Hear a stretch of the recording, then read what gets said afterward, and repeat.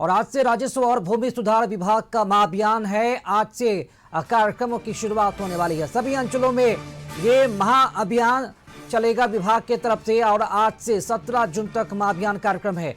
आज शाम 4 बजे मंत्री दिलीप जायसवाल समीक्षा बैठक करेंगे अपने विभाग की।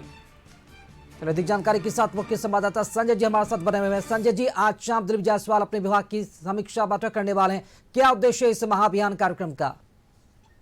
देखिए, राजस्व एवं भूमि सुधार कई तरह के कार्यक्रम जो है वो कर रहा है। आने वाले दिनों में ये देखा जाएगा और आज से इसकी शुरुआत होगी अगले कुछ दिनों तक। एक सबसे बड़ी खबर राजस्व एवं भूमि सुधार विभाग से है कि बिहार सरकार ने राज्य के शहरी क्षेत्रों में राकेश विशेष भूमि सर्वेक्षण की प्रक्रिया शुरू करने की दिशा में एक बड़ा स्टेप लिया है। राजस्व एवं भूमि सुधार विभाग द्वारा इस संबंध में अधिसूचना जारी की गई है। इसके साथ ही शहरों में जमीन से जुड़े अभिलेखों को अद्यतन करने और स्वामित्व की स्थिति स्पष्ट करने की तैयारी तेज हो गई है।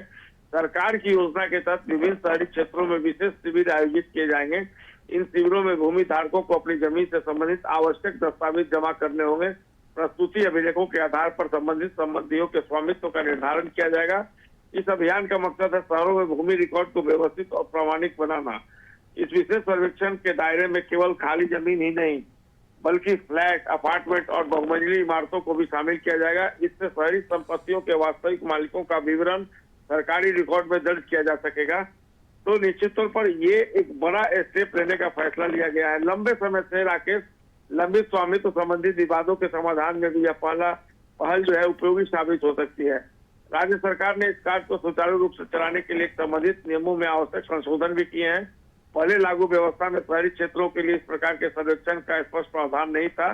संशोधित नियमों के बाद अब शहरों में भी व्यापक स्तर पर भू अभिलेखों का सत्यापन और अद्यतन संभव हो सकेगा।